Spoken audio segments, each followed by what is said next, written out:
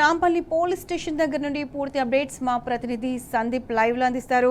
సందీప్ చెప్పండి, అక్రమ కేసులు పెట్టి బాల్క సుమన్ను పోలీసులు అరెస్ట్ చేసి నాంపల్లి పోలీస్ స్టేషన్ కు తీసుకెళ్లారు. అయితే అక్కడ దాదాపు 4 గంటలుగా విచారణ జరుగుతుంది. ఇంకా ఎంతసేపు విచారణ చేపడతారు? పూర్తి అప్డేట్స్ ఏంటి?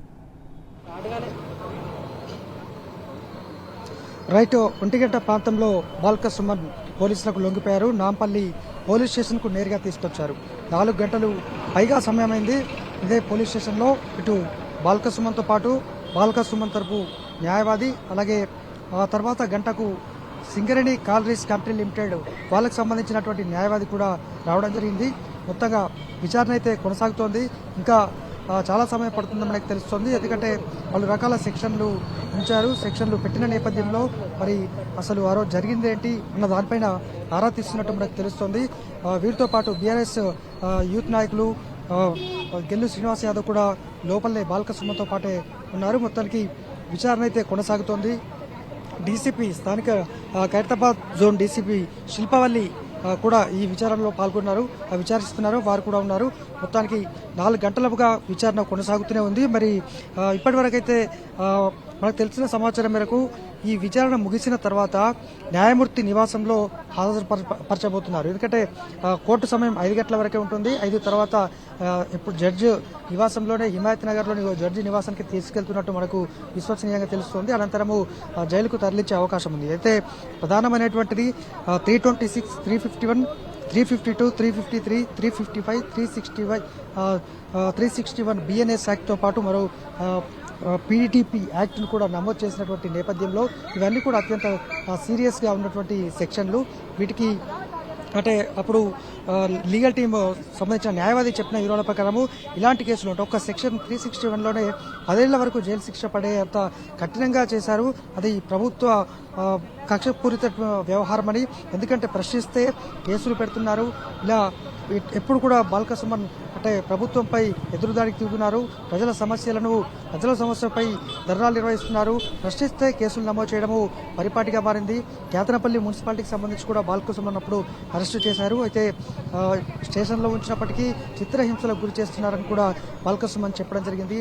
వాళ్ళ పోలీసులకు లొంగిపోయే ముందు మీడియా సమావేశంలో మాట్లాడుతూ తాను సింగరేణి సంబంధించినటువంటి బొగ్గు స్కామ్ అక్రమాలపై తాను ప్రశ్నించాను అధికారులను, తాను ప్రభుత్వాన్ని ప్రశ్నించాను.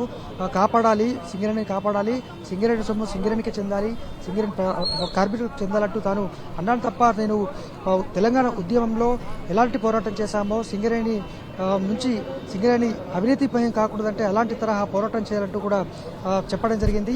ఈ నేపథ్యంలోనే కక్ష కట్టి మరి అరెస్టు చేశారు, కేసులు నమోదు చేశారని చెప్పారు. అయితే అలా ప్రధానమైనటువంటి అంశం ఇందులో సింగరేణి ఒక ఎంప్లాయీ కేసు చంద్రయ్య అనేటువంటి వ్యక్తి ఈ పిటిషన్ ఇక్కడ కేసు ఫిర్యాదు చేశారు. దీంతో దానికి సంబంధించి ప్రస్తుతము లీగల్ ఎవిడెన్స్ పూర్తి స్థాయిలో ఎవిడెన్స్ కోసం ఇటు ఇరువైపుల న్యాయవాదులు కూడా ఉన్నారు. సింగరేణికి సంబంధించిన వారు కూడా రావడం జరిగింది. మరి ఇప్పటి వరకు అంటే మొదటి 2 గంటల వరకు స్థానిక పోలీసులే విచారించారు. కానీ 4 గంటలకు డీసీపీ ఇక్కడ ఖైరతాబాద్ జోన్ డీసీపీ శిల్పవల్లి ఆధ్వర్యంలో విచారణ అయితే కొనసాగుతుంది. మరి ఇంకెంత సమయం పడుతుందనేది తెలియాల్సి ఉండగా అక్రమ కేసులు ఎన్నైనా ఎదుర్కొంటాం. ఎందుకంటే బాల్క సుమన్పై వారు చెప్పిన విధంగా తనపై ఇప్పటి గతంలో 360కి పైగా కేసులున్నాయి.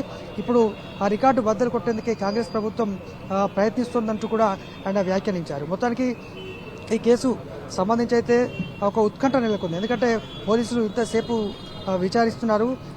అది కూడా చెప్పడం జరిగింది. విచారణ పేరుతో వేధింపులు తప్ప విచారించడానికి ఏం లేదని కూడా చెప్పడం జరిగింది. మరి ఖచ్చితంగా పై ఆదేశాలు పాటిస్తూనే తూచా తప్పకుండా పాటిస్తున్నారు పోలీసులు. ఉదాహరణకు ఇవాళ గత 4 రోజుల నుంచి మనము హైడ్రామా చూస్తున్నాము. తెలంగాణ భవన్ వద్ద పోలీసులు మఫ్టీలో టాస్క్ ఫోర్స్ వాళ్ళు ఎలా మోహరించారు. దాదాపు ఈరోజైతే హైడ్రామాతో పాటు హైటెన్షన్ వాతావరణం తెలంగాణ భవన్ వద్ద నెలకొన్న విషయం మనకు తెలిసిందే. ఎందుకంటే 10ల సంఖ్యలో పోలీస్ జీపులు, అలాగే 100 పైగా పోలీసులు మఫ్టీలో వచ్చారు. ఇటు టాస్క్ ఫోర్స్ పోలీసులు వచ్చారు. ఓ దశలో తెలంగాణ భవన్లోకి దూసుకొచ్చే ప్రయత్నం చేశారు. కానీ తెలంగాణ భవన్లోకి వచ్చే ప్రయత్నం చేయగా బీఆర్ఎస్ శ్రేణులు అంటే బాల్క సుమన్ అరెస్ట్ అవుతారు అనేటువంటి తెలుసుకున్నటువంటి స్థానిక బీఆర్ఎస్ నాయకులు మొత్తం కూడా రావడం జరిగింది. మొత్తానికైతే విచారణ ఇంకా కొనసాగబోతోంది. ప్రత్యూష.